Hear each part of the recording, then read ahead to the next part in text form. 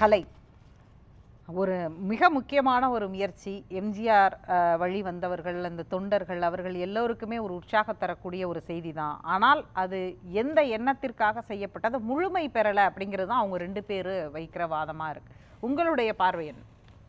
முழுமையாகணும்னு என்ன ஆகணும்னு தெரியல எனக்கு. முழுமை பண்ணணும்னு என்ன பண்ணணும் எனக்கு தெரியல. இவங்க யாரும் சொல்லலை, பேசணுங்க 2 பேரும்.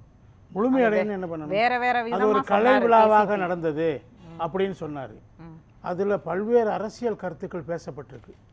ஜானகி அம்மா அதிமுகவை வளர்த்தெடுப்பதில் எந்த அளவுக்கு பல்வேறு சேவைகளை செஞ்சாருங்கிறது, பணியாற்றி இருக்கிறார் என்பது சொல்லப்பட்டிருக்கு, பேசப்பட்டிருக்கு. அது அரசியல் இல்லையா? அவர் எப்படி கட்சிக்கு தன்னுடைய சொத்தை கொடுத்தாரு, தன்னுடைய நிதி ஆதாரங்களை கொடுத்தாரு, எல்லா விஷயங்களும் சொல்லப்பட்டிருக்கு. எம்ஜிஆர் அவர்களுக்கு எப்படி உறுதுணையாக இருந்தார், அந்த உணவு கொடுக்கக்கூடிய அந்த வீட்டில் அதை உணவை தயாரிப்பதற்கு அந்த அம்மா மனமும் வந்து செஞ்சாங்க அந்த காரியத்தை. எம்ஜிஆருக்கு கடைசி வரைக்கும் எம்ஜிஆர் அவர்களுக்கு அந்த பணியை செய்வதற்கு, அரசியல் பணியை செய்வதற்கு எந்த தடங்களும் இல்லாமல் துணையாக அவங்க இருந்தாங்க, தூணாக இருந்தாங்க. அதெல்லாம் பேசப்பட்டிருக்கு, ஏராளமான விஷயங்கள். அதோடு நீங்க சொல்ற உணவு இதெல்லாமே பர்சனல் கனெக்ட் தானே இருந்தாலும் அதெல்லாம் செஞ்சிருக்கிறாங்க. அதெல்லாம் எம்ஜிஆருக்கு அந்த வீட்டில் செஞ்ச அந்த மற்றவங்களுக்கான செஞ்ச தொண்டு என்பது அதிமுகவுக்கு செய்யப்பட்ட தொண்டாக தான் பார்க்கப்படுகிறது. கடைசியிலோட சொத்துக்களை வந்து அவங்க செவித்திறன் குறைபாடு உள்ளவங்களுக்கு அவங்களுக்காக தானே அவங்க அந்த பணியாற்றுனாங்க தொடர்ச்சியாக. அதெல்லாம் பேசப்பட்டிருக்காங்க, அவங்களுடைய தியாக எண்ணம் அதெல்லாம் பேசியிருக்காங்க. அதே சமயத்தில் தான் எல்லாரையும் கூப்பிட்டுருக்கலாம் அப்படின்னு சொல்லப்படுறது இல்லை. அந்த விமர்சனம் வந்து அவரை பற்றி பேசும்போது அவர் இந்த கட்சிக்காக தியாகமா இருந்தாரு, அவர் வந்து விட்டு கொடுத்தார் அப்படின்னு பேசும் பொழுது அந்த இடத்துல எல்லாரையும் அழைத்திருக்கலாமோ அப்படின்னு ஒரு கேள்வி வருதுல்ல. எல்லாரையும் யாரு அவரோட இருந்தவர்கள் அந்த அவங்க எப்படி பார்க்குறாங்கன்னா, அந்த அம்மாவை விருப்பம் இல்லை, அந்த அம்மாவுக்கு அரசியலில் வர்றதுக்கு இப்பயுமே அவங்க விருப்பத்தை காட்டினதில்லை. ஒதுங்கி இருந்து பின்னணியிலிருந்து தான் அவர் எல்லா காரியங்களையும் செஞ்சுருக்கிறாங்க. அவங்கள வலுக்கட்டாயமாக ஜெயலலிதா அம்மா மேலே இந்த வெறுப்புக்காக அவங்கள அரசியல் கொண்டு வந்தாங்க அப்படிங்கிற கருத்தை இந்த அதிமுக மேடையில் பேசப்பட்டிருக்கு, சிலரால் பேசப்பட்டிருக்குது. அப்போ அவங்க வந்து அவங்கள வந்து கொண்டு வந்தது எதுக்காக? அதிமுக உடைக்கிறதுக்காக உடைச்சாங்க. அதுக்கு பின்னாடி அந்த அம்மா என்ன பண்ணாங்கன்னா, அதான் ரஜினிகாந்த் சொல்கிறாரு, புத்திசாலித்தனமானவங்க சொல் பேச்சை கேட்குற ஒரு கட்டத்தில் அவங்க என்ன பண்ணாங்க, யோசிச்சாங்க, தனியாக உட்காந்து யோசிச்சாங்க. நான் சொல்ல ரஜினிகாந்த் சொல்கிறாரு, அவர் ஓரளவுக்கு அந்த அம்மாவோட பல்வேறு வகைகளில் பயணிச்சிருக்கிறாரு. அப்போ அவங்க என்ன நினைக்கிறாங்கன்னா, நம்ம தோற்று போயிட்டோம், மக்கள் நம்மளை நிராகரிச்சிட்டாங்க, அதனால் அதிமுக நம்ம தொடர்ந்து இதில் பயணித்தோம்னா அதிமுகங்கிற கட்சி இன்னும் பலவீனமாயிடும், நம்ம கணவர் உருவாக்கின இந்த கட்சியை பலப்படுத்துறதுக்காக மட்டுமே நம்ம நிற்கணும் என்பதற்காக அவங்க என்ன செய்கிறாங்க, ஜெயலலிதா அம்மா கூப்பிட்டு எல்லாத்தையும் கொடுத்துட்டு சொத்து நிதி அதுக்கான ஆதாரங்கள் டாக்குமெண்ட்ஸ் எல்லாத்துலேயும் கையெழுத்து போட்டு கொடுத்துட்டு விளைவிக்கிறாங்க. ஸோ அதுதான் பெருந்தன்மை. நான் பலவீனமாக இருக்கிறேன், நான் போட்டி போடுறதுனால கட்சிக்கு பலமடைகிறதுக்கு வாய்ப்பே இல்லை, பலமானவர்களிடம் இந்த கட்சியை ஒப்படைப்பது தான் சரியாக இருக்குன்னு சொல்லி அந்த அம்மா எடுத்த முடிவை வந்து தீர்க்க தரிசனமான முடிவுன்னு சொல்லி ரஜினிகாந்த் சொல்கிறார். யாரோரும் எவ்வளோ சொல்லி பார்த்தாங்க அந்த அம்மாட்ட, ஆனால் அந்த அம்மா தனித்து உட்காந்து சிந்தித்து இறுதியாக தன் முடிவாக இதை எடுத்தாங்க, இதுதான் சரியாக இருக்குன்னு சொல்லிட்டு அதில் உறுதியாக இருந்தாங்க. அதை தான் அவங்க குறிப்பிடுறாங்க. இந்த இல்லை அப்போ கேசிபி சொல்கிறது மாதிரி அவர் வந்து இந்த கட்சிக்காக இவ்வளவு செய்தார் அப்படிங்கும் பொழுது, அவரை பாடமாக எடுக்கும் பொழுது அவர் செய்தது மாதிரி எல்லாரையும் அரவணைச்சு போகலாமே அப்படிங்கிறது எப்படி அரவணைக்கிறதுங்கிறத நான் கேள்வி கேட்குறேன். ஒன்று சியாம் சார் கூட சொன்னார், ஒற்றுமை பெருந்தன்மையெல்லாம் வேணும், ஒற்றுமை கொண்டு வரதுக்கு பெருந்தன்மை வேணும். அப்போ சசிகலா அம்மா நான் தான் பொதுச் செயலாளர் திரும்ப திரும்ப சொல்லிகிட்டே இருக்கிறாங்க. அதை ஓபிஎஸ் ஒத்துக்கிற மாட்டேங்கிறார், அது வேறு விஷயம்.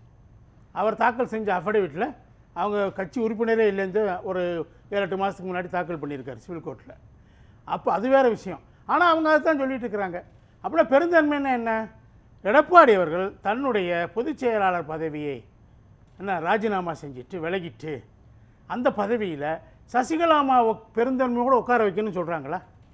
அப்படியான கோரிக்கைகள் அவை அவரே அது வந்து நான் கேக்குற கேள்வி என்ன, அதாவது அப்படியான ஒன்றா மட்டும்தான் அந்த பெருந்தன்மை இருக்கணுமா? கண்டிப்பா தரேன், உங்களுக்கு நேரம் தரேன். அதாவது அப்படியான ஒன்றாக மட்டும்தான் பெருந்தன்மை இருக்கணுமா? வேறு எப்படி இருக்கும்? வேறு எப்படி இருக்க முடியும் சொல்லுங்கள்? அவங்க பொதுச் செயலாளர் அல்லாத எந்த பதவியிலும் வர்றதுக்கு அவங்க தயாராக இல்லை. அவங்க இது வரைக்கும் எங்கேயுமே சொல்லலை. ஓபிஎஸ் என்ன சொல்கிறாரு? கடைசியாக அவர் வெளியிட்ட அறிக்கையில் என்ன சொல்கிறாரு? நாங்கள் பொதுச் செயலாளராக ஒரு கண்ணியம் உள்ளவரை நியமிப்போம், அவர் தலைமையில் நாங்கள் செயல்படுவோம் சொல்கிறாரு. அப்போ கண்ணியம் உள்ளவரை நியமிக்கிறதுன்னா என்ன அர்த்தம்? இப்போ எடப்பாடி தலைமை அவர் ஏற்றுக்கல, கண்ணியமான தலைமைன்னு ஏற்றுக்கல. இப்படி நீங்கள் பெருந்தன்மை எப்படி வந்துச்சு? ஜெயலலிதா அம்மா காலத்தில், எம்ஜிஆர் காலத்துலலாம் அவங்கள திட்டினவங்களை, அவங்கள விட்டு வெளியே போனவங்களை, கட்சி ஆரம்பித்தவங்களை எல்லாம் சேர்த்துக்கிட்டாங்க ஒரு கட்டத்தில். அந்த புள்ளிக்கு தான் அந்த பெருந்தன்மை எப்படி இருக்குன்னா, வந்து சேர்ந்தவங்க எல்லாரும் இவங்க 2 பேரையும் பொதுச் செயலாளராக, கட்சி தலைவர்களாக, முதலமைச்சர் வேட்பாளராக ஏற்றுக்கிட்டு வந்தாங்க. அதை யாராவது ஒருத்தர் கொஸ்டின் பண்ணாங்க, அவங்கள சேர்த்தாங்கன்னு ஒரு லிஸ்ட்டு சொல்லுங்க பார்ப்போம். ஒருத்தரை சொல்லுங்கள் பாருங்கள், ஒரே ஒருத்தருடைய பெயர் பொதுச் செயலாளரை ஏற்றுக்கொள்ளாமலேயே அவரை சேர்த்தாங்க அப்படின்னு சொல்லுங்கள். யாராவது ஒருத்தரை சொல்லுங்கள், சொல்லுங்கள். கேசிபி வர இருக்காரு, அவர் ரொம்ப நேரம் பேசிட்டாருங்க. நான் பதில் சொல்லிட்டு இருக்கேன் எல்லாத்துக்கும். அவர் ரொம்ப நேரம் பேசிட்டார். நான் கணக்கே பார்த்துட்டு 20 நிமிஷம் பேசிட்டார். போதும், எல்லாருக்கான அதுல சொல்லாது. இப்போ புதுசாக ஒன்று சொல்ல போறது இல்லை. நான் சொல்றது இதுக்கு பதில் சொல்றேன். கிட்டத்தட்ட 3 பேருமே சியாம் சார் ஆதரிக்கிற மாதிரி எதிர்த்தார். என்ன இறுதியாக அதுதான் செஞ்சாங்க. அதனால அந்த மாதிரி சியாம் சார் பேசும்போது தனியரசு சிரிக்கிறாரு, பூரிப்படைகிறார். அப்ப என்ன அர்த்தம்? அதெல்லாம் வந்து சரி விட்டுருங்க, அதெல்லாம் வேணாம். நான் என்ன சொல்றேன், இப்ப ஷியாம் பேசுகிறார்னா அவருக்கு அதிமுக மீதான ஒரு பற்று இருக்குல்ல, அந்த இடத்துல இருந்து அவர் பேசுகிறார். ஏங்க எதுக்குங்க பற்று? என்ன பற்று? அது உங்களுக்கு மட்டும் என்ன? அந்த கட்சிக்கு பற்று இல்லையேங்க. அந்த கட்சிக்கு தலைமை தாங்கி நடத்த. நான் சொல்றேன், இவர் பற்ற நான் வரவேற்கிறேன், பாராட்டுறேன். அவர் பூர்வீகமாக அதிமுக ஆதரவாளர், அதெல்லாம் எனக்கு தெரியும். அவர் எவ்வளவு காலம் நீண்ட பயணத்தில் இருந்திருக்காருலாம் எனக்கு தெரியும். ஆனால் அந்த பற்று கட்சிக்கு தலைமை தாங்குறவங்க இருக்காதா? அதிமுக தலைமை தாங்குறவங்க தான் நாளைக்கு அதனுடைய எதிர் விளைவுகளை, நாளைக்கு இதனால் ஏற்படக்கூடிய எதிர் விளைவுகளை சந்திக்கக்கூடியவங்க. ஷியாம் சாரோ நானும் இல்லை. அவங்களுக்கு அந்த யோசனை வராதா? அவங்க மூளையை தீட்டி பார்க்க மாட்டாங்களா? நமக்கு தான் வரும், அவங்களுக்கு இல்லைன்னு எனக்கு தான் இருக்கு மூளைன்னு சொன்னால் அது நீங்க திரும்ப அவருடைய வார்த்தைகள் எல்லாத்தையும் தவறாவே இன்டர்பிரட் பண்றீங்க. அவர் எந்த இடத்துல நான் தான் சொல்றது சரி, இல்ல நான் செய்யறது தான் கரெக்ட், எனக்கு தான் மூளை இருக்கு அப்படின்னு எங்கேயாவது சொன்னாரா? அவர் சொல்லவே இல்லை. இவர் தான் சொன்னார் மூளை இல்லைன்னு சொல்லி. அவர் அந்த அர்த்தத்துல சொல்லவே இல்லை. ஷியாம் சார் அந்த மாதிரி சொன்னதாக கேசிபி அந்த அர்த்தத்துல சொல்றாரு. ஷியாம் சார் அவர் வந்து நான் வந்து இருங்க என்ன பேசுறேன். ஷியாம் சார் அந்த மாதிரி சொன்னதா நான் சொல்லவே இல்லை. நான் சொல்லாததை என் வாயில திணிக்காதீங்க. நான் சொல்லவே இல்லை. கேசிபி உதாரணமாக ஷியாம் சார் சொன்னது என்ன? பெருந்தன்மை, ஒற்றுமை, எல்லாத்தையும் சேர்த்துக்கணுன்னாரு. எந்த லட்சணத்தில் சேர்க்க முடியும்? எந்த இடத்துல கொண்டு வந்து வைக்க முடியும்? அது தெரியணும்ல. அது முதல்ல பேசிக்காக அதானுங்க விஷயம். நீங்கள் ஓபிஎஸ் சசிகலாவும் ஒன்று சேர்ந்து பேச மாட்டேங்கிறாங்க. முதல்ல அவங்கள ஒருங்கினீங்க.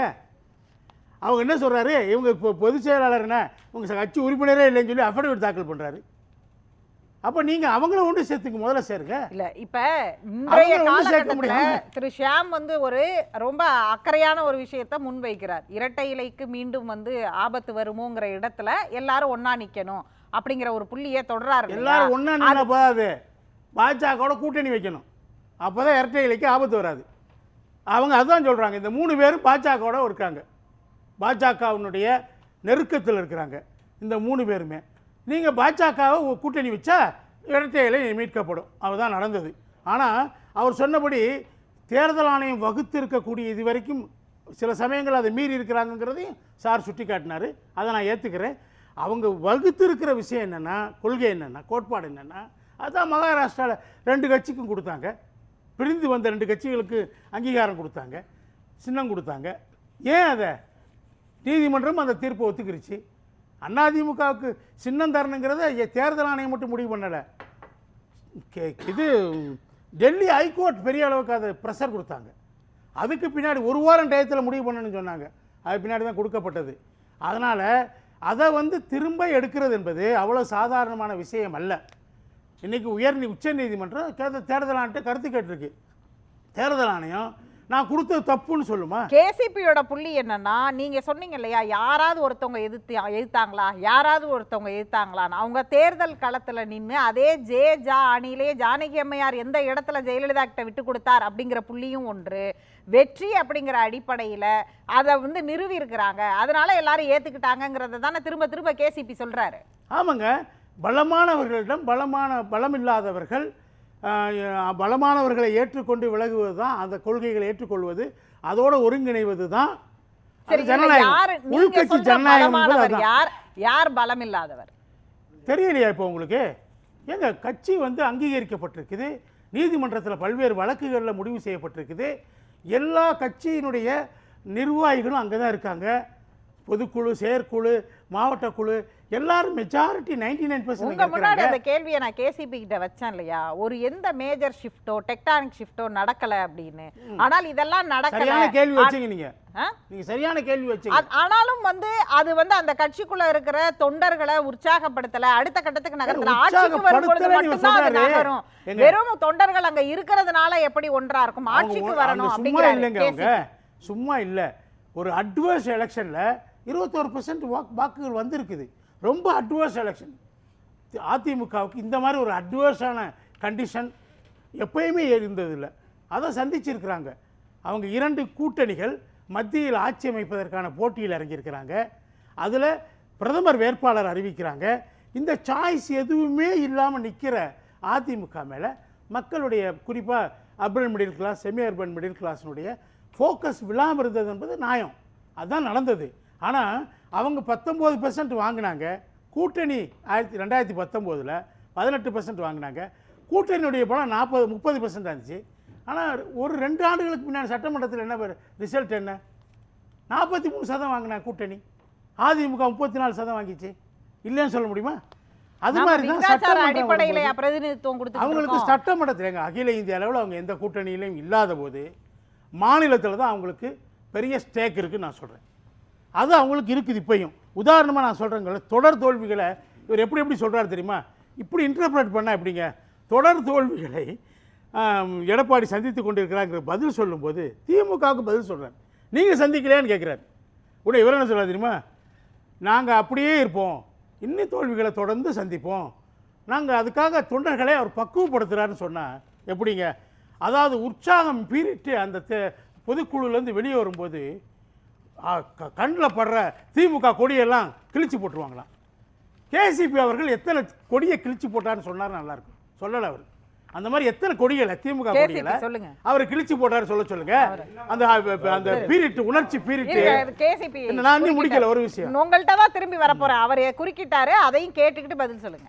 கலை ஏன் எடப்பாடி பழனிசாமி இப்படி இருக்காருங்கிறதுக்கு ஒரு உண்மை தெரிஞ்சு. கலை அடிக்கடி அவரை சந்திக்கிறாரு. இதை பூரா அவர்கிட்ட சொல்லையில இவர் சொல்றதுக்கு நான் சந்திக்கிறதே இல்லை அவர் அடிக்கடி. அதாவது தப்பு, இது ஒரு தப்பு, இன்னொரு தப்பு. கலை சொல்றாருல, பொதுச் செயலரா போட்டி போட்டவங்களை யாரும் சேர்த்ததில்லைங்கிறாரு. போட்டி அதிமுகவில் முத்துசாமி அம்மாவுக்கு எதிராக போட்டி அதிமுகவினுடைய பொதுச் செயலாளராக தேர்ந்தெடுக்கப்பட்டார். அவர் திருப்பி அம்மா என்கிட்ட சொல்லி அவரோட பேச்சுவார்த்தை நடத்தி ராஜகண்ணப்பன் முத்துசாமி திருப்பி கொண்டு வந்து சேர்த்தோம். கட்சி கலைக்காமையா? கட்சியை கலைச்சிட்டு ஒன்று பொதுச் செயலாளர் ஜெயலலிதா முடிச்சிடறேன் ஒன்று. இது மாதிரி நான் பல உதாரணம் சொல்லலாம். இப்போ உங்களுக்கு என்ன பிரச்சனை? அவங்க பொதுச் செயலர் கேட்குறாங்கிறதான பிரச்சனை. உங்களுக்கு 4 உறுதிமொழி நான் தர்றேன். எடப்பாடி பழனிசாமி தான் பொதுச் செயலாளர், எடப்பாடி பழனிசாமி தான் முதலமைச்சர் வேட்பாளர், எடப்பாடி பழனிசாமி தான் தனித்து ஏ ஃபார்ம் பி ஃபார்ம்ல கையெழுத்து போடுறார். அதெல்லாம் சொல்லிட்டீங்க. உங்களை சேர்த்துக்கலாம். எனக்கு நான் சொல்ல இதெல்லாம் சொல்லிட்டீங்கல்ல. இல்ல நீங்க உறுதி கொடுத்துட்டீங்க. நீங்க உங்களை அவரை வந்து சேர்த்துக்கலாம். 3 தான் சொல்லிருக்கீங்க. இன்னும் 4வதுக்கு வர்றேன். பாரதிய ஜனதா கட்சியோடு கூட்டணி இல்லை, கூட்டணி அமைக்கக்கூடிய முழு சுதந்திரத்தை எடப்பாடி பழனிசாமி நீங்க சொல்ற மற்ற மூவரும் ஏற்றுக்கொள்வாங்க. முடிச்சிடுறேன், அதுக்கு தான் வர்றேன். அது இவர் தானே கொடுக்குறாரு. இல்ல எடப்பாடி பழனிசாமி பொறுத்த வரைக்கும் கூட்டணி அரசு அதை கொடுப்பாரா? எடப்பாடி பழனிசாமி பொறுத்த வரைக்கும் கூட்டணி குறித்து சுயேட்சையாக அவர் தனிப்பட்ட முறையில் என்ன முடிவு எடுத்தாலும் எல்லோரும் ஏற்றுக்கொள்கிறோம் அப்படின்னு சொல்லி கொடுத்துடலாங்க. இதுக்கு பேசி முடிக்க சொல்லுங்க. நான் ஜார்ஜ் அணியை இணைச்சிருக்கேன். போட்டி அதிமுகவை அம்மா சொன்ன போது கூட்டு வந்து இணைச்சிருக்கேன். ஓபிஎஸ்க்கும் எடப்பாடி பழனிசாமிக்கு எங்கிட்ட தான் சொல்லி எடப்பாடி பழனிசாமி சொல்லி நான் தான் பேசி அப்புறம் கொண்டு வந்தேன். அப்புறம் கொள்முதல் வியாபாரிகள் அதை செய்தார்கள். எல்லாம் நீங்க தான் சார். எடப்பாடி பழனிசாமிக்கு தெரியும், கலெக்ட் தெரியணுங்கிற அவசியம் இல்லை. உங்களுக்கு இந்த 4 பவர் அவரை வச்சுக்க சொல்லுங்க, மிச்சத்தை விட சொல்லுங்க. சரிங்க, நான் மிச்சத்தை விட சொல்லுங்க. முடிச்சிட்டாரு. நான் இது கலை நான் ஏத்துக்கல. எடப்பாடி பழனிசாமி நாளைக்கு விட சொல்லுங்க. நான் இந்த நாளை ஏற்றுக்கொண்டு இந்த கேள்வி நேரத்தை ஆவணப்படுத்தி வைக்கிறேன். ஆவணப்படுத்தி தான் வைப்போம். ஆனா கேசிபி சொல்றது நடக்குதான்னு பாப்போம். நாளை ஏற்றுக்கொண்டு முடிச்சிடுறேங்க. நாளை ஏற்றுக்கொண்டு சொல்லிட்டாரு 4 கோரிக்கை வச்சு சசிகலா இவங்க 2 பேரையும் சேர்த்தரலாம். குறைஞ்சபட்சம் ஓபிஎஸ் சேர்த்தரலாம். இது ஒண்ணு. அடுத்து அதுல குறைந்தபட்சம் வந்தாச்சு. இப்ப இல்ல நீங்க எல்லாருமே வந்து சேர்ந்துருவாங்கன்னு சொல்றேன். எல்லாருமே வந்து சேர்ந்துருவாங்க. அதுல கலை முடிக்கட்டும். அடுத்து இல்ல இன்னொரு அபாண்டமான குற்றச்சாட்டு, ஜானகி அம்மா வந்து அரசியலுக்கு வந்ததுனாலதான் அன்றைக்கு கட்சி பிளவுபட்டுருச்சுன்னு பொருள்பட சொன்னாரு. ஆரம்பி ஒரு பக்கம், ஜெயலலிதா அம்மா ஒரு பக்கம். கட்சி பிளவுபடுவதை ஒருவேளை ஜானகி அம்மா அந்த பொறுப்பை எடுத்துக்கிறதுனா எம்ஜிஆர் மனைவி என்கிற காரணத்தினால கட்சி பிளவுபடாமல் ஒருங்கிணைத்து விடலாம், ஒன்றாக இருக்கும். அதுக்காகத்தான் அவங்க வந்தாங்க. அப்படி இல்ல பிளவுபட்டுருச்சு உடனே அவங்க ஒதுங்கிட்டாங்க. சொல்லுங்க. இப்ப இந்த 4 கண்டிஷன் சொன்னாரு. இதை கேசிபி ஒத்துக்கிறதா சொல்றாரு. நான் என்ன சொல்றேன், நான் எடப்பாடி அடிக்கடி சந்திக்கிறேன் ஒரு மாதிரி நான் கிடையாது. எனக்கு அந்த கட்சியிலையும் நான் உறுப்பினர் கிடையாது. நான் பாஜகவோட சேரக்கூடாதுங்கிறக்காக தான் நான் அதிமுகவை கிரிட்டிசைஸ் பண்ணிட்டு இருந்தேன். முதல் சந்திப்பில் என்ன சொன்னார், அவருடைய பிஏ சொன்னார், ஓப்பனாக சொல்கிறீங்க, இவர் வந்து நமக்கு ஆதரவானவர் நினைக்காதீங்க, நம்மளை இவர் கடுமையாக விமர்சனம் பண்ணியிருக்காரு, திட்டியிருக்காருன்னு சொன்னார். யார்கிட்ட? எடப்பாடி அவர்கிட்ட. எடப்பாடி என்ன சிரிச்சுட்டு என்ன சொன்னா தெரியுமா, நம்ம பாஜகவோட இருந்ததுனால பேசினார்ப்பா அப்படின்னு சொன்னாங்க. அப்படி அதாவது அவங்க புரிஞ்சுக்கிட்டாங்க நான் எதுக்காக இருக்கிறேங்கிறத. அதுக்கு மேலே நான் இல்லை. எனக்கு பாஜகவும் காங்கிரஸும் என்னுடைய விரோதிகள். இது 2 பேரும் தான் இந்த நாட்டை குட்டிச்சவராக்குனாங்க. இந்த 2 பேரோட யாரோட சேர்ந்து யாரை வீழ்த்துவது என்பது சாத்தியமில்லை நான் நினைக்கிறேன். அது வேற விஷயம். நான் என்னுடைய கருத்தை சொல்ல வேண்டிய கட்டாயத்துக்கு தள்ளிட்டீங்க. ஆனா இந்த 4 கோரிக்கைகளை நான் சொல்லுங்க, முடிச்சிடறேன். கேள்வியும் அப்பப்ப கேட்கணும் சார். நம்ம கேளுங்க. 2 பேரும் நீங்க அதுக்கு தான் நிக்கிறீங்க. இல்ல, ஜானகி அம்மையாருக்கு 100ஆண்டு விழா, அதை வந்து எல்லா சாராரையும் அழைக்கிறதுக்கு ஏன் கூப்பிடணும்னு நீங்க கேக்குறீங்க. நான் அதிமுகவுக்கு வெளியில இருந்து பாக்குறேன்னு பார்வையை சொல்றீங்க. அப்புறம் நீங்க எப்படி அதை சொல்ல முடியும்? ஷியாமும் ஒரு உரிமை கொண்டாடுறாங்கல்ல, அப்படி நீங்க உரிமையும் கொண்டாடல. நீங்க உரிமையும் கொண்டாடல, அப்புறம் எப்படி நீங்க அவங்க 2 பேரையும் வந்து அவங்க எப்படி பேசலாம்னு கேக்குறீங்க? அவங்களை ஏன் கூப்பிடணும்னு சொல்லி பதிலே சொல்லவே இல்லை. நான் நீங்க கேள்வி கேட்டு அந்த கேள்விக்கு நான் இப்போ பதில் சொல்றேன். யார் விருப்பம் இருக்காங்க எல்லாரையும் கூப்பிட்டுருக்கணும். அதில் முக்கிய பங்கு வகித்தவங்களெல்லாம் கூப்பிட்டுருக்கணும் நான் சொல்கிறேன். வெந்நீராடை நிர்மலாவை கூப்பிட்டீங்கல்ல, ஏன் கேசிபி கூடக்கூடாதுன்னு நான் சொல்கிறேன்.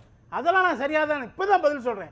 நான் கூப்பிடக்கூடாதுன்னு கேட்டப்ப நீங்க குறுக்கிட்டீங்க. அது வேற விஷயம் போயிடுச்சு. நீங்க வேற கேள்வி கேட்டுட்டு வேற விஷயத்துக்கு சரி வந்துருவோம். இங்கே வந்துடலாம். இப்போ நான் சொல்றேன், இது வந்து 2026க்கு அதிமுகவிற்கு என்ன பலனை தரும்? இந்த 4 பாயிண்ட் கன்ஃபார்ம் பண்ணிட்டார்ல. இதை முதல்ல இங்க இருக்கிற நண்பர் தம்பி கோலப்பனும் ஒரு தனியரசும் ஒத்துக்கிறட்டும், ஒத்துக்கிறட்டும். இன்னொன்று, இது மாதிரியான ஒரு அறிக்கையை அவர் தான் திரும்ப திரும்ப சொல்றாரு. இவங்க நான் சொல்லிடுறேன். இதே மாதிரி அறிக்கையை இவர் சொன்ன 4 கண்டிஷன்ஸையும் நான் ஏற்றுக்கிறோன்னு சொல்லி ஒரு அறிக்கையை சசிகலா அம்மா, ஓபிஎஸ், தினகரன் வெளியிடட்டும். பின்னாடி அப்படியெல்லாம் சொல்ல மாட்டாங்க. அவங்க இவங்க தானே போய் சேரணும், இவங்க விண்ணப்பிக்கணும்ல. விண்ணப்பித்தால் கட்சிக்குள்ள சேரணும்னா விண்ணப்பிக்கணுங்க. எங்க நீங்க என்ன இப்படிலாம் பேசினா அர்த்தம் இல்லாமல் இருக்குது அண்ணா. அதெல்லாம் தேவையில்லை, அப்படிலாம் யாரும் கேட்க மாட்டாங்க. அது நீங்கள் ஒரு திசை திருப்பாதீங்க, இதை கொச்சைப்படுத்தாதீங்க, விவாதத்தை கொச்சைப்படுத்தாதீங்க. அவங்க வந்து கொடுத்தாங்கன்னா, அறிக்கை கொடுத்தாங்கன்னா நிச்சயமாக கன்சிடர் பண்ண சொல்லி நான் இதே நீங்கள் கூட்டுங்க, நான் பேசுகிறேன். இப்ப 2 பேரும் நீங்க 2 பேரும் பேசும்போதே இந்த அளவிற்கு பேசினா அந்த லீடர்ஸ்ங்க பேசும்போது இன்னும் அதோட இது அதிகமாகத்தானே இருக்கும். இந்த 4 கண்டிஷன்ஸ் அருமையான கண்டிஷன் சொல்லிட்டாருங்க.